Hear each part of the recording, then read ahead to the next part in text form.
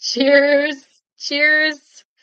We are live! Canadian wine lovers, Carl's Wine Club members, everyone across the country. It's freaking Friday and it's Riesling evening across Canada. Okay, believe me, because we have a killer Riesling here that we want to talk about. Mira Boucher, welcome, welcome.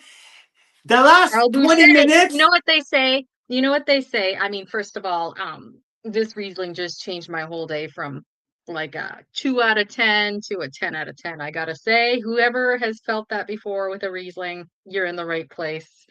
Because everything happens for a Riesling. That's what they say, right? Love it, love it. This Riesling just had the same effect that a 94-point Chardonnay does to me. Okay, but you know what? And I felt it. I felt you had one sip and you changed completely because you were a pretty big pain in the ass 15 minutes ago, and Yeah, now with you're the the uh with sweet. the You internet are the problems we've been having. sweetest. You're the sweetest honey ever. Thank you, John Daniel. Thank you, Scott Moody. You changed my evening too. Ha ha. Mira, how's it going? Good, good. I'm Yeah, glad that it seems like our internet's working tonight. So all y'all I who know, are about to right? stop by, all you Canadian wine lovers, all you Riesling lovers, when you see this, please confirm that you can hear us. Drop a note in the chat. Tell us, do you love Riesling? What's your favorite Riesling? Where are you tuning in from? That's it. Have I you love it. tried Horseshoe Cellars? I bet you haven't, unless you're Mike the average wine enthusiast, because he saw when Carl posted it on YouTube when he tasted this wine for the first time a couple months ago. Mike went ahead and ordered a case right away. And so he's one of the first in the country to try it. And he reports back, he told us on Wednesday that he very much enjoyed it. So stay tuned because you're going to hear what we think of it. I mean, it's not a big secret. We love it, and the winemakers are in the green room to tell us the whole story behind it. But you'll hear like Carl's more detailed analysis of this amazing new Riesling, why we're excited about it, Carl's score, and the actual full-on story behind this wine. And so, what better way to kick off your weekend than to talk about Riesling and Canadian Riesling and small batch Canadian Riesling and pretty much the kind of Riesling you can't get from anywhere else except through the winery itself and Carl's Wine Club this month. So, this is part of our Build a Case with Collab Wines. There's 7 small producers like Horseshoe Cellars. And the reason we love it is because I mean, you got to be passionate about wine to put together the kinds of wines that we've been tasting. And you can taste the terroir, you can taste the goodness and the super premium quality that I think anywhere else on the planet you'd be paying double, triple, quadruple what we're paying here. Like these wines are don't tell Scott and Don't, John yeah, Daniel no, about no, that no, no. part. Let's keep it between Okay. us, guys, because we can't raise the price just yet. But Next month they can this raise the wine is price. fucking unreal. Okay, this is insane, and we just had a little sprinkle of Grimsby Hillside this week with the 94-point Chardonnay with the Pontier Block, and Jeff Mood at Divergence, and now we're back with this time with the Riesling, and I can't wait because Scott has been with a different project working with Riesling, some of the best Riesling here in BC, in Kelowna, and I known John Danielle for quite a while. If you guys were at our Pan Canadians, John Daniel has been to those. Yeah, and He spoke at the last one in Ontario, I think. yeah. He was right with us at Shuan staff, and so we have a ton to talk about because this Horseshoe Cellar 70 cases made, I think it's just the start of something pretty fucking cool happening on the Riesling scene in Ontario. Okay, And I just realized you said 70 cases made. So now I'm like, you guys, if you're curious about this wine, you better add it to your build a case early in the month. A lot of members are like, oh, can we wait till we learn about all 7 winemakers and their stories and order at the end of the month? And I'm like, yes, but you can just order like a couple bottles here and there to make sure some of these don't sell out. At 70 cases, I know, right? this might be gone in a month. Okay, so Oh I've my been God. tasting. I've been tasting it this afternoon, and I think I have to crank the score at least half a point because this wine is. I think I underscored it live on the YouTube, and I think this is a 93 points. This is no way it's under 93 points. No way. I agree with I you. was on What glue. did you rate? I know, rate it 92 for? plus. I know. I missed. That I missed the mark. I half a missed the point. mark. Sometimes when you pop and pour and you're live, maybe. Yeah. So okay, let's bring the guys because I have so much that I can that I would love to chat about. Hey, the people are tuning in pretty cool here Friday evening. This is a Riesling Friday. Let's go. Let's bring John Daniel, and Scotty here. Yeah, and then you can go back to your comfortable chair. Because someone called and I lost all volume, so that's why I'm Well, here. then you sit in this chair. Guys, this is Scott Woody, John Daniel Steele. So nice to see you guys here. I'm swapping with Carl. Look at this fancy. I forgot to put don't disturb, so someone disturbed me. There you go. Scotty, John Daniel, guys, how's it going? That's going great, man. Good. Yeah? Scotty, how's it going, man? Yeah, doing well, loving life. You know, I'm really happy Hey. to be part of this. So thank you. I mean, it's awesome. Okay, so Scotty, you're tuning in from Kelowna? Yep, I'm here in East Kelowna. I currently work at Tantalus Vineyards as the vineyard manager there. So I've been here just over 3 years now. And sort of my journey to BC was following Riesling in an ironic way. But yeah. And there's I'm not a ton here of spot that you can land on Riesling in BC. I mean, there's one or two that we can really like quickly name, and it's Tantalus and Synchromesh. Other than that, we're not known for Riesling House, right? So I wanted to be part of something special here. The site's incredible. The team is outstanding and makes really good wines. And really, you know, Tantalus, the hallmark of Tantalus is their Riesling, their old vines Riesling and the Brut here. And I'm just so proud and happy to be part of it, really. You got that right. John Daniel, where are you right now? You're bouncing back and forth. I know you got a good gig here in BC. Are you back east right now, or you're here around us? No, I'm here in I'm West Kelowna. So I'm only about 20 minutes from Scott, about 35 minutes from you, depending on the traffic. Currently with You got Jason that right, Parks depending on the drive. depending on the traffic's the big one there. I'm currently at Jason Parks working with them here on the west side.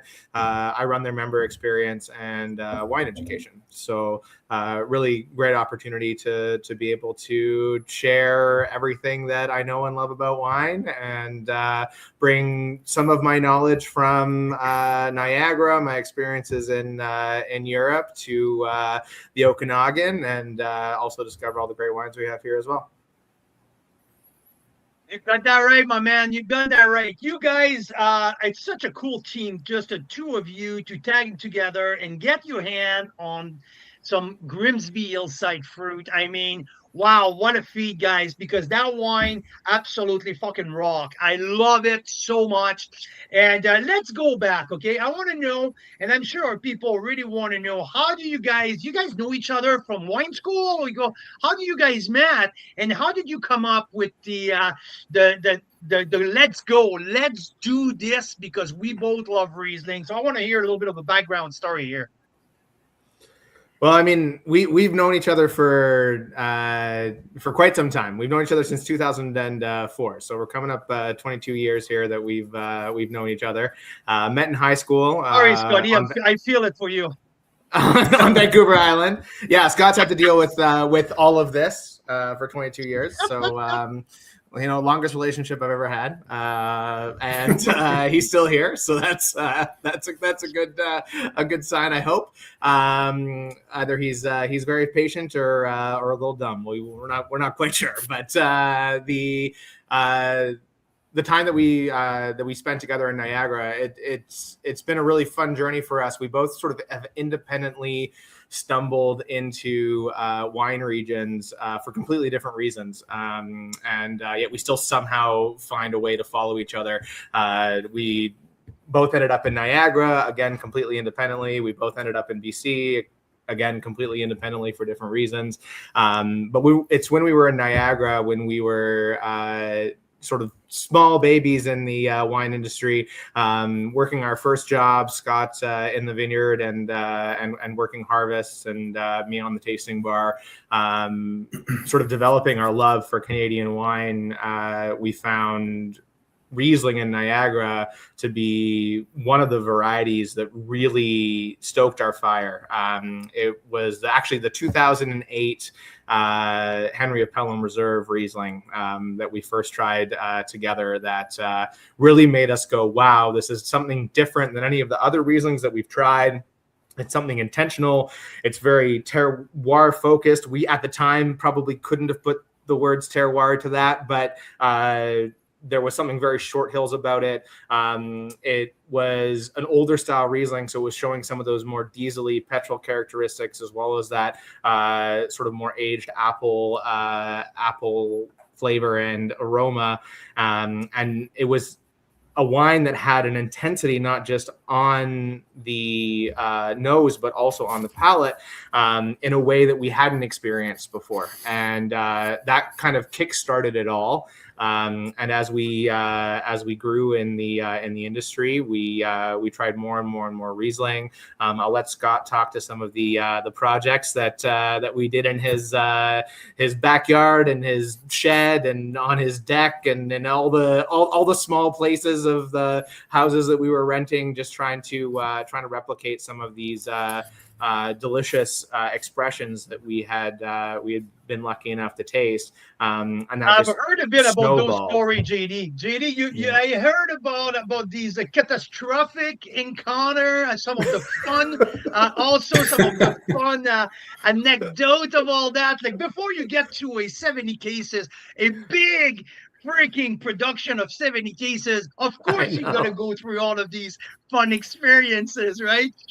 But Scotty, I mean, for you, okay, before you end up here at Tantalus, so like John Daniel is mentioning, your passion from Riesling, like just come, like it's from you growing up in the Niagara industry, because I mean, other than Chardonnay, Riesling is the second or the first, depending on who you talk to, the first white grape of Ontario. So tell me a little bit about your passion for Riesling.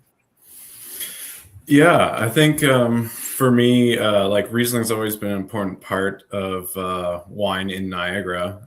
It's one of the big four, I think, from the 60s when things were first planted. But I think we felt just tasting, like getting to know the region and the producers, that a lot of the Rieslings were sort of taking, they weren't center stage to a lot of conversation in wine in Niagara. At least in terms of like the way you talk about wine, the geekiness of it. Like people weren't talking about small parcels of Riesling and vinifying.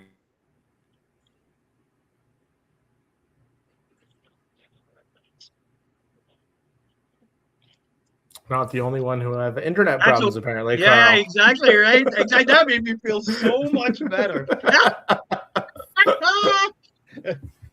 I'm back. He's back. He's back. So we were trying to, I guess our idea was that we wanted to, we were very obsessed with Riesling in the way that we wanted to treat Riesling like a lot of people treat Chardonnay and Pinot Noir in the industry. There's so many of these Burgundian like houses in Niagara that's what they do, and they barrel select. They pick certain blocks or even certain like rows in the vineyard to make a very special wine, but we weren't really seeing that with Riesling, and we didn't really know why, because in our minds, terroir was such an important part of expressing Riesling, like talking about Riesling. Like one Riesling from 100 meters away or even 50 meters away was completely different and it's such a beautiful way, to share a story in the glass. So I think from my side personally, in university in Montreal, I was sort of experimenting with fermentation, mostly beer, and I was looking for something like in my life that was a little more artistic. I was following down a path that was more lab focused, and there was something missing. And I caught on to fermentation and wine and the story of terroir, and it's whole beauty, the intersection of art and science, and with that, focusing on Riesling, the minerality of all, is very alluring. And JD and I, we have some similar opinions, and in terms of Riesling, it was the hallmark in Niagara for us. And so, guys, I mean, Scott, you nailed something pretty good here when you talk about the Burgundian house and how they treat single vineyard Chardonnay, single vineyard Pinot Noir, what Thomas Batchelder is doing, and so many other now are like doing single vineyard, single clone, and all of that good stuff. I mean, for me, tasting all of these Riesling across Canada, I mean, for me, like definitely Niagara is the center stage of Riesling. There's absolutely no doubt about that. But you mentioned Short Hills, appellation with the Henry of Pelham. I also tasted some incredible stuff from Ilya Senchuk at the Leaning Post from the Lincoln Lake Shore. Sue-Ann, to me, I call often the queen of Riesling. Sue-Ann, with her appellation, where she is. There's also we can't forget about Brian Schmidt at Vineland Estate as well, who does some incredible stuff. So is there any of you like any like specific sub-region or producer who really impacted your growth in terms of a Riesling passionate? I think it's more so Thomas Batchelder, like, he doesn't make Riesling, and but we were inspired by him in terms of philosophy of expressing different terroirs. He does that with the Gamay, the Chardonnay, the Pinot Noir. But I worked at Henry Pelham for a season and also a vintage. And so that's where I got really into Riesling there. And I also worked for Ilya at Leaning Post. I was their vineyard manager for a couple of years. And so a lot of these connections, a lot of these relationships, I just made by working there. So it's more a philosophy of how to treat the vineyard and express the vineyard that I picked up. But no doubt there's some great Riesling that I look up to. 30 Bench is a big one. Emma, we're big fans of. And Charles Baker, I think he's kind of sets the standard for single vineyard Rieslings. So we were tasting a lot of Riesling in Niagara and looking at these producers, but they're mostly just estate places, right? But we're like, well, why isn't anyone doing this like what Thomas does for Riesling? So I think that was the essence behind the brand and the idea behind it. Horseshoe Cellars is actually a place name. Like the Golden Horseshoe, for example, is it's in the same orientation as Lake Ontario. So the whole idea is like eventually when we get there, we'd like to try some Rieslings all around Ontario if we can. But for now, we're starting with the Kelson Block in Grimsby Hillside. When I was working at Leaning Post from 2000 to 2022, I got to know Grimsby Hillside quite well. Ilya buys a lot of fruit there, and I got to know Paul and Josh, and their philosophy is pretty well aligned with ours. And I was very excited about this block in particular. But, so can you tell us a little bit, take us into the process? Because I think like with Carl's Wine Club, we've been featuring wines from Grimsby Hillside that can be Cab Franc, it can be Riesling, Chardonnay. I mean, like there's so like What is the process to get your hands on a little bit of fruit? Are you there during the growing season? Do you have a row allowed that you're going to oversee and you call the pick? Can you take us into a little bit of the process to get your fruits, and how do you do that and leading up to harvest? Right. You mean like in the context of us being here in BC, I'm guessing? Well, 2024 is actually very interesting because I happened to be in Niagara for the pick with Tantalus because, as you very well know, in 2024, there was a catastrophic winter event that basically eliminated 95% of all fruit in the Okanagan Valley. And with my connections and relationships back in Niagara, I was fortunate enough to be able to travel back. I convinced the winemaking team at Niagara, at Tantalus, that we should be going to Ontario for a Riesling and Chardonnay. And so this is how we started this replacement wine project in 2024. And Grimsby Hillside was a big part of that. So for this vintage, I was on site and making the picking calls and, talking with Josh and Paul about when we should be picking and evaluating the fruit. So while I was making the decisions for Tantalus, I was also there on my own behalf for Horseshoe Cellars. And John Daniel, you tried to you're putting your hair trying to figure out how the fuck you're going to sell some wine here in BC during that glorious nightmare, right? I mean, that's certainly a big challenge, right? Like we're so committed to the Niagara terroir. Like we have such a strong belief that it is one of the best Riesling terroirs in the world, and we spoke a bit about some of the Rieslings that really inspire us. And I think to your question, there's not necessarily a specific Riesling or a specific site. We have people that we love. We have Rieslings that we love. We can talk about Emma. We can talk about Charles Baker. We can talk about the wines that they're making out of Flat Rock. Some really fantastic Rieslings coming out of the Nagas block there. Across the board, I think you can find beautiful expressions of Riesling in Niagara. So that commitment, even though we both have ended up here in BC after we started this project, it has been a challenge to be doing it from afar, but we're really, really lucky because we have such a great base of human beings that we know from back there. As we mentioned, we came up in the industry in Niagara. Some of our nearest and dearest are there in the area. We're so blessed to have people stepping up, giving us a hand in almost every aspect. I mean, for the pick this year in 2025, last year in 2025, Scott's father showed up to help pick and be around. Scott's brother Todd came down from Stony Creek to take some pictures of the vineyard and kind of show us how things were going along as we were trying to judge when we were going to be making those picks.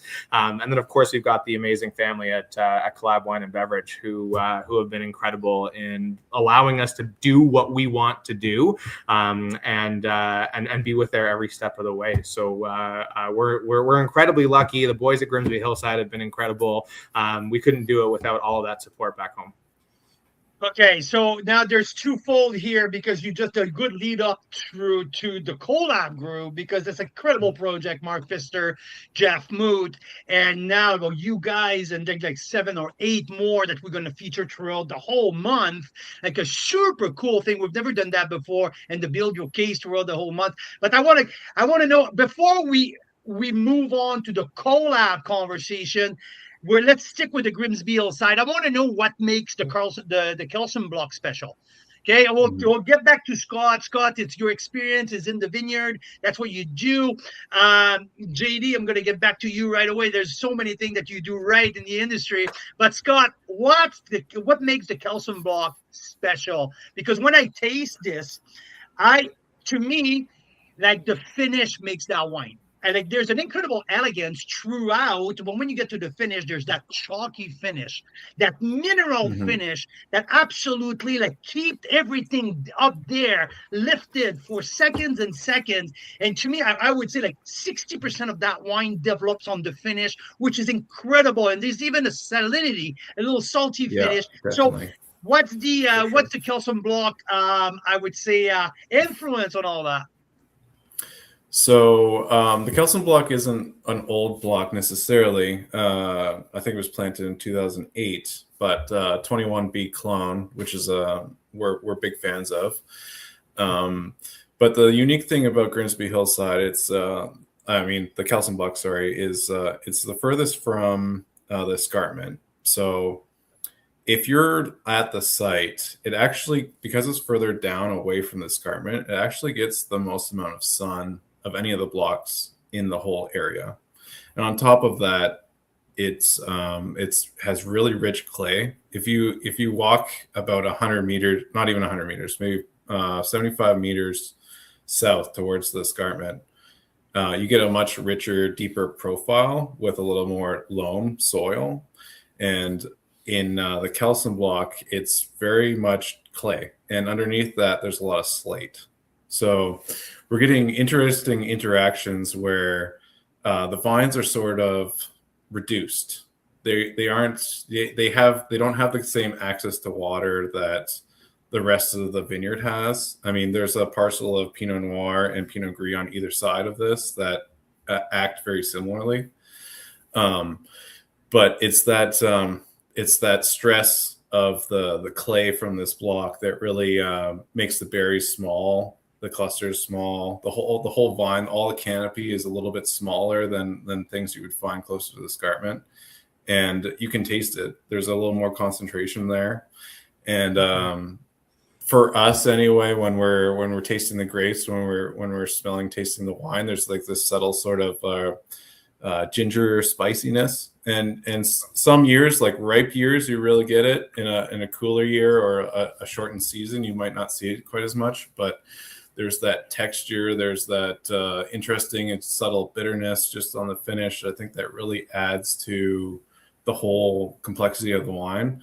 And I just remember when I was walking through there for sampling all the time for Ilya at Leaning Post, I was curious. I was like, oh, what's this block about? And so I walked through and tasted it, and I was like, wow, that's pretty damn good stuff. Why isn't anyone doing anything with it? But until us, I think in 2023, Trail Estates did a single vineyard wine with it. It was an orange wine. I haven't had the pleasure of tasting it, but them and Paradise Wines, I think, have also made an orange wine. But we're the first to really. That's funny, Scott. There's a box of Trail on the way.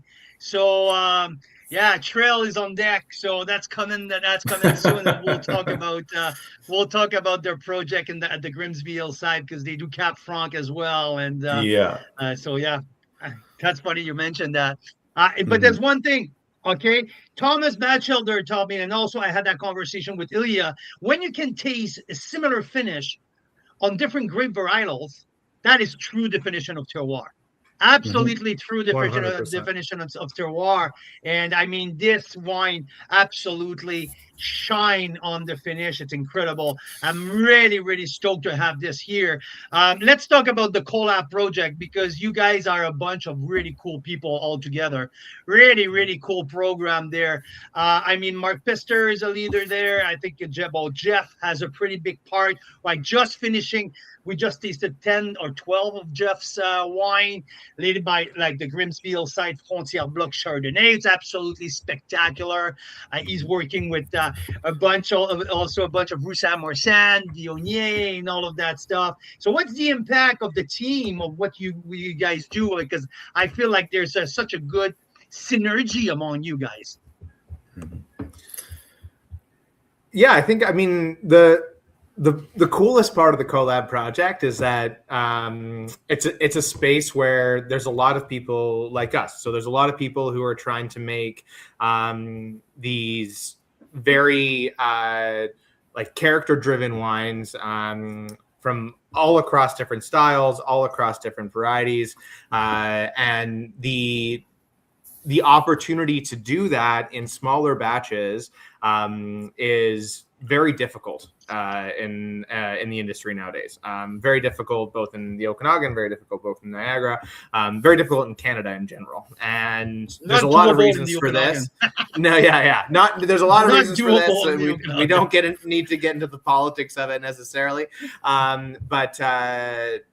But what Collab has offered is it's offered this opportunity for all of these incredibly talented and creative and passionate people who care so much about terroir and about Niagara and about expressing the uniqueness of the wine that we can make out there, the opportunity to make things like 70 cases. I mean, Mark jokes like, we're making wine for sommeliers. Like we're making wines that have a very unique character, a very unique vision, and Collab is what is allowing us to do that, and not just us, but the myriad of brands that are involved, and that to me is something very, very special. And I hope we see more and more of that, because there's so, like, as has been previously discussed many times, wine really is an art form, right? It's like that convergence of art and science, and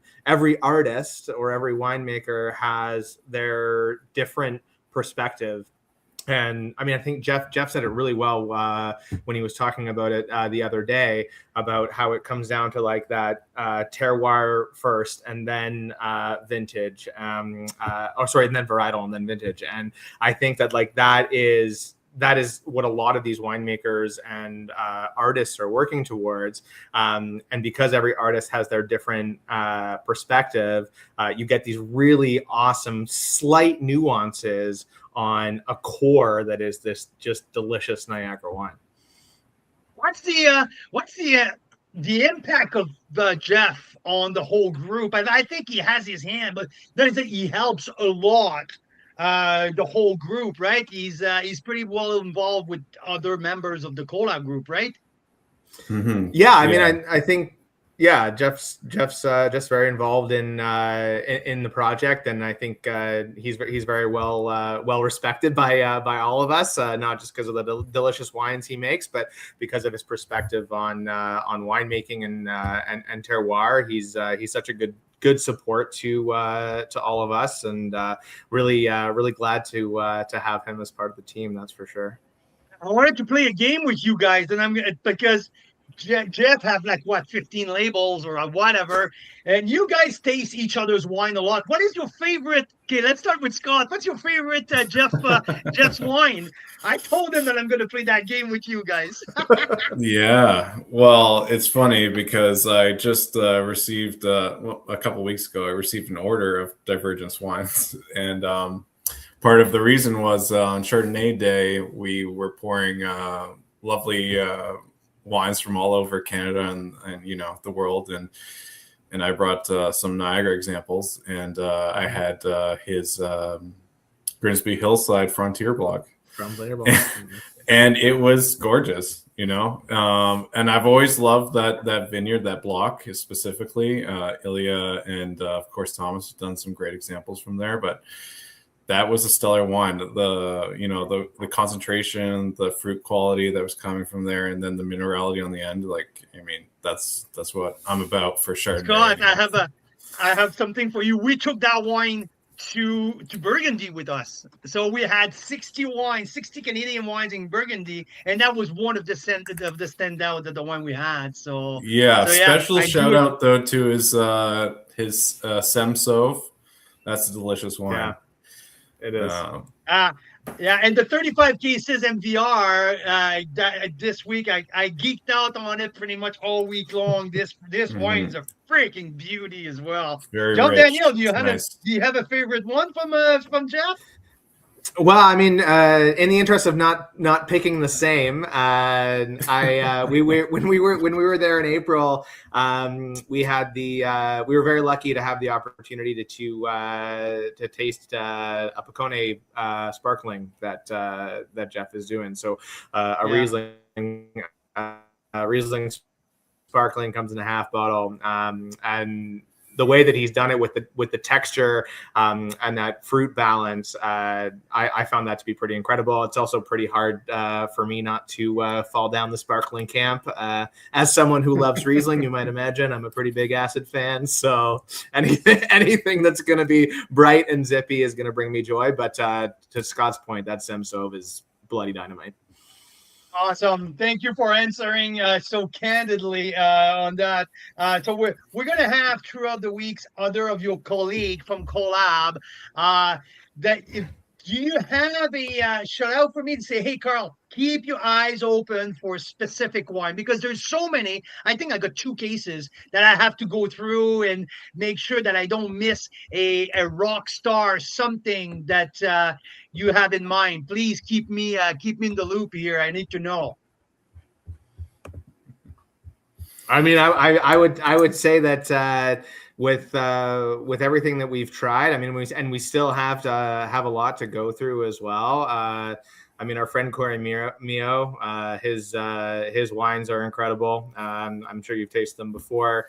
So definitely The there. Sempre-Mio Chardonnay, the Chardonnay is pretty, holy shit, that's good. Pretty great. He's got a great Viognier as well.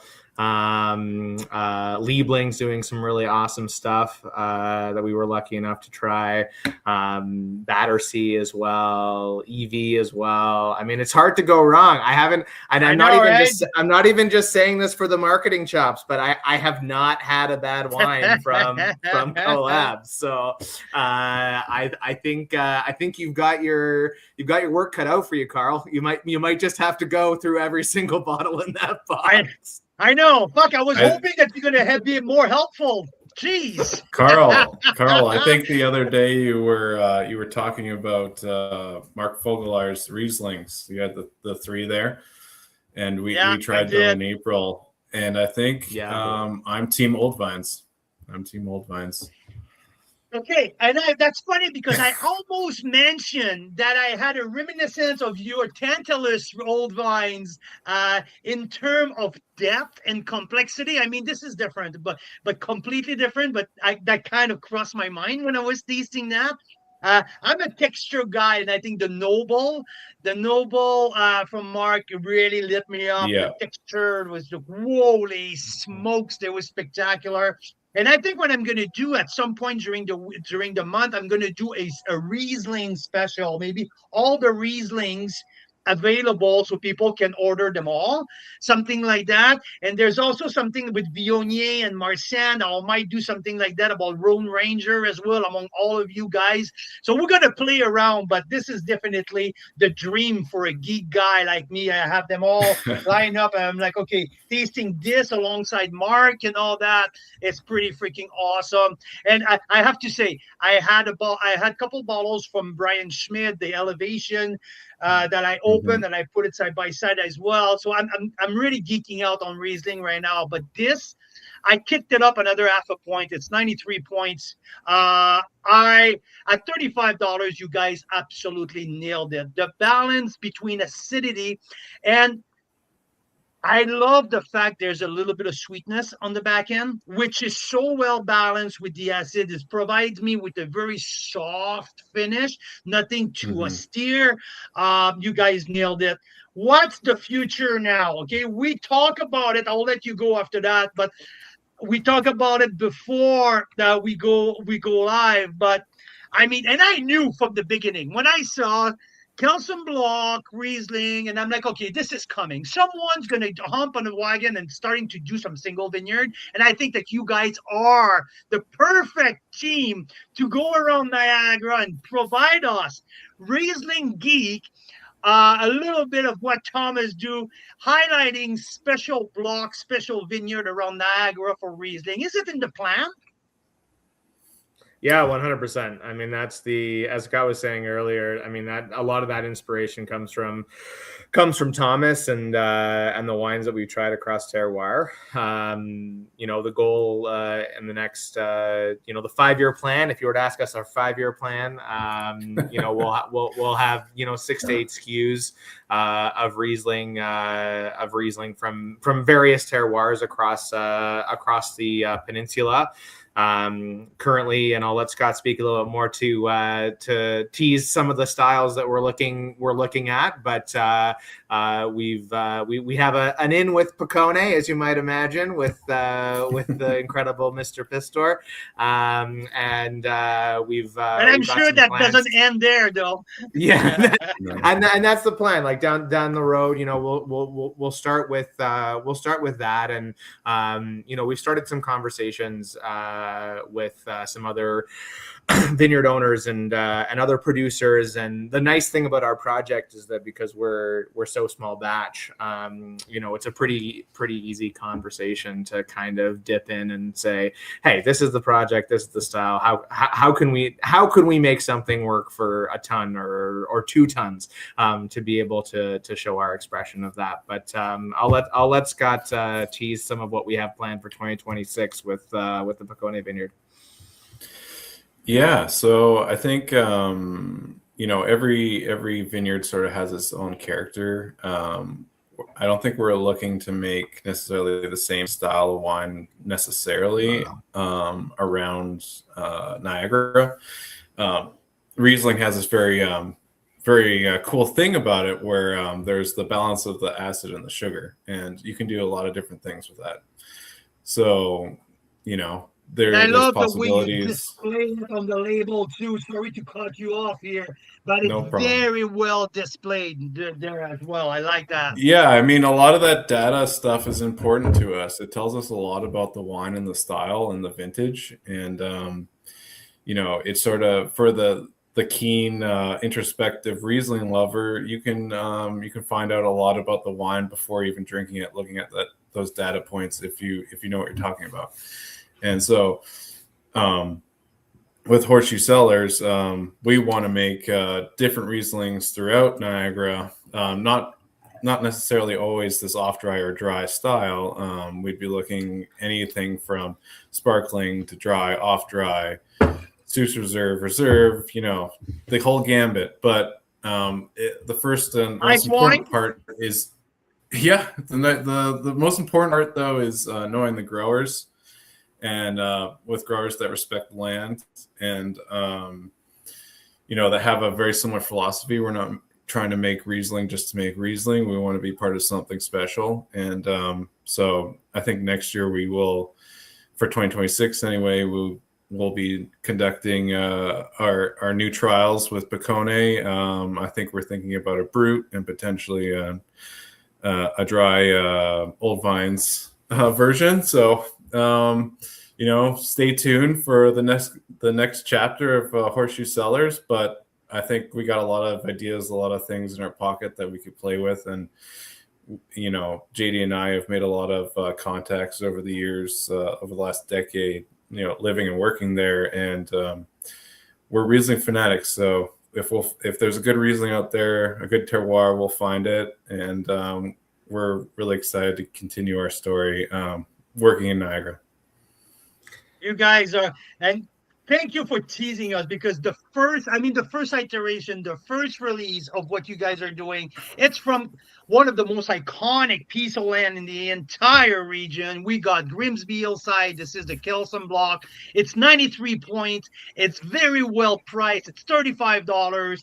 It's 70 cases produced. So, we are very lucky here as a club to have the privilege to feature that across the country to our members. So guys, thank you so much for joining us. Thank you for sharing your knowledge, your passion with us, because this is exactly what we try to do on a monthly basis, is to showcase people in wine like you guys. So thanks a million, man. I really appreciate both of you, and especially this bottle. This is fantastic.